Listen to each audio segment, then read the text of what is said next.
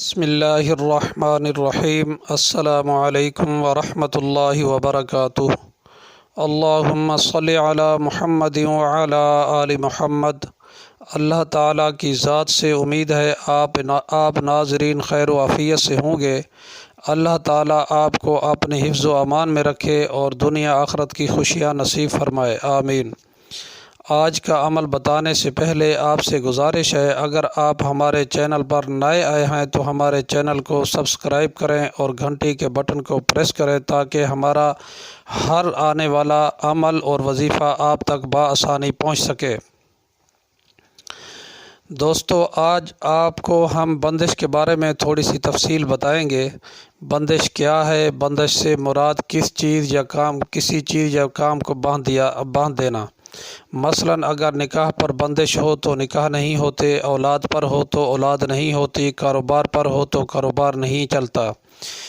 اسی طرح جس چیز پر بندش کر دی جائے وہ چیز بند ہو جاتی ہے۔ بندش مختلف طریقوں سے کی جاتی ہے جو خاص طور پر کسی چیز یا کام کو روکنے کے لیے کیا جاتا ہے۔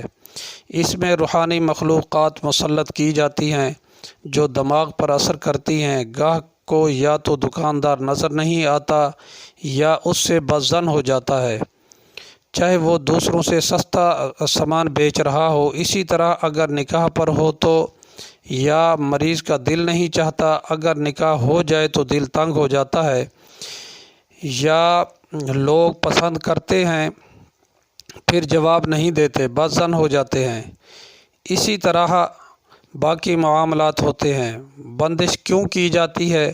حاسد لوگ کسی کا چلتا کاروبار دیکھ کر اسی وجہ سے کہ گاہک ہمارے پاس آئیں کاروبار پر بندش کروا دیتے ہیں۔ اسی طرح اگر کسی نے رشتہ مانگا مگر پھر نہ کیا تو مخالف پارٹی بدلہ لینے کے لیے بندش کروا دیتی ہے۔ نیز وجہ کوئی بھی ہو سکتی ہے۔ اس کے علاوہ جائز حالات میں دو لوگوں میں ناجائز تعلقات ہوں، اس پر بندش جو حق پر ہوتا ہے، اس کی زبان پر بندش جو مار پیٹ کرتا ہو، اس کی عادت پر بندش جو نشہ کرتا ہو، اس پر بندش، یہ جائز صورتوں میں آتی ہے۔ بندش کی علامات کیا ہیں؟ سر، کندھے، آنکھیں بھاری رہنا، کام بالکل ٹھیک ہونا مگر عین موقع پر آ کر سب کچھ ختم ہو جاتا ہے۔ سستی، جمائیاں، غنودگی، دماغ کا کام نہ کرنا، یادداشت کمزور ہو جانا، ہر جگہ رکاوٹ آنا۔ بندش کے کئی طریقے ہوتے ہیں۔ تعویذات خاص اس مقصد کے لیے جو لکھے جاتے ہیں، انہیں یا تو قبرستان میں دفن کرنا ہوتا ہے یا راستے میں دفن کرتے ہیں، جلائے جاتے ہیں، پلائے جاتے ہیں، پانی پر یا مٹی پر دم کر کے انہیں دکان یا فیکٹری کے آگے پھینک دیا جاتا ہے، یا تالے وغیرہ پر پڑھائی کر کے دریا یا نہر میں ڈال دیا جاتا ہے۔ اس کے علاوہ بندش کے کئی طریقے اور بھی ہیں۔ کیا بندش کرنا جائز ہے یا ناجائز؟ یہ جس مقصد کے لیے کی جا رہی ہے اس پر منحصر ہے۔ اگر مقصد جائز ہے تو مثلاً کوئی نشہ کرتا ہے تو اس کی اس عادت پر بندش کرنا تو جائز ہوگی۔ کسی کا زبردستی نکاح کیا جا رہا ہو تو بندش جائز ہوگی، یا طلاق پر بندش وغیرہ۔ کسی کے مکان پر قبضہ کیا جا رہا ہو تو بندش جائز ہوگی۔ اگر مقصد جائز ہے تو بندش بھی جائز ہوگی۔ مثلاً کسی کا نکاح بلا وجہ باندھ دینا، کاروبار باندھ دینا، صحت باندھ دینا، ترقی باندھ دینا، ملازمت پر بندش کر دینا۔ بندش کا علاج کیا ہے؟ بندش کا علاج وظائف سے عموماً نہیں ہوتا۔ اکثر کیسز میں حالات مزید پیچیدہ ہو جاتے ہیں۔ ہاں، کوئی معالج اپنی نگرانی میں نقوش و اعمال کروائے تو ممکن ہے۔ دوسرا طریقہ اس کا یہ ہے معالجین سے کاٹ کروائی جائے۔ اس میں بھی دو طریقے ہیں، یا تعویذات سے کاٹ ہو یا معقلات سے۔ اکثر لوگ بندش کو مذاق سمجھتے ہیں اور اپنا وقت جب سالوں سال ضائع کر لیتے ہیں پھر انہیں یقین آتا ہے کہ مسئلہ قدرتی نہیں ہے، روحانی ہے۔ پھر جب وہ علاج کی طرف مائل ہوتے ہیں تو پھر افسوس کرتے ہیں کہ وقت سے یہ کام کیوں نہ کیا۔ روحانی معاملات کو سنجیدگی سے لیں۔ اکثر آپ کے معاملات میں بگاڑ کی اصل وجہ یہی ہے، اور ہم کئی اور چیزوں کو الزام دیتے رہتے ہیں۔ بندش کا کیسے معلوم ہو، اس کے لیے تشخیص کی جاتی ہے جو روحانی معالجین کرتے ہیں۔ ہم بھی پہلے اپنی ایک ویڈیو میں تشخیص کا مکمل طریقہ بتا چکے ہیں۔ اگر آپ ہماری اس ویڈیو کو تلاش کر کے اس میں دیکھنا چاہتے ہیں تو آپ وہ طریقہ سن سکتے ہیں اور اس پر عمل کر سکتے ہیں، اپنی تشخیص خود کر سکتے ہیں۔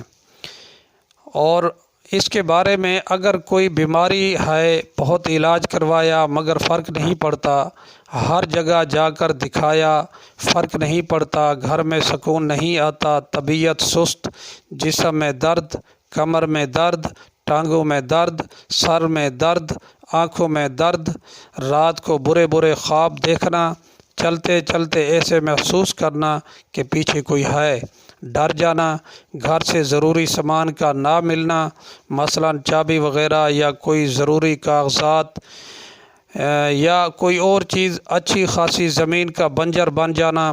اب ہم آپ کو اس کا عمل بتاتے ہیں، غور سے اس کو سنیں اور اس پر عمل کریں، انشاءاللہ آپ کی بندش ٹوٹ جائے گی۔ سب سے پہلے تو آپ نے نمازوں کی پابندی کرنی ہے، نمازوں کی پابندی کرنا بہت ضروری ہے۔ اس کے بعد فجر اور عشاء کی نماز کے بعد 41 مرتبہ آیت الکرسی پڑھنی ہے اور سورۃ طٰہٰ مکمل پڑھنی ہے۔ جب یہ آیت الکرسی پڑھنی ہے اور سورۃ طٰہٰ پڑھنی ہے تو اپنے پاس آپ نے تیل رکھنا ہے اور پانی رکھنا ہے۔ جب وہ یہ پڑھ لیں، پانی پر دم کریں، پھونک ماریں، تیل پر پھونک ماریں، اپنے ہاتھوں پر پھونک مار کے پورے جسم پر مل لیں، منہ پر مل لیں،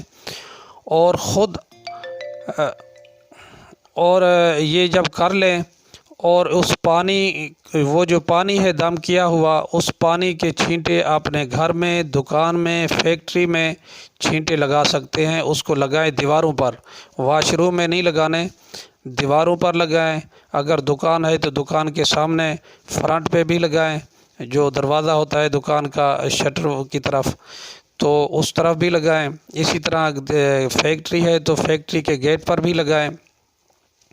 اسی طرح یہ آپ نے اس کو استعمال کرنا ہے اور اس پانی کو پیتے رہنا ہے، ٹھیک ہے؟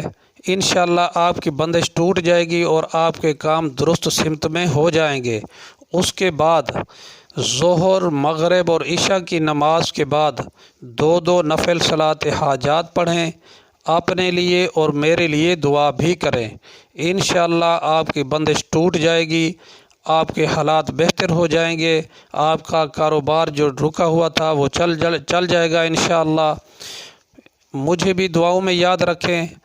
اللہ آپ کا حامی و ناصر ہو۔ السلام علیکم ورحمۃ اللہ وبرکاتہ۔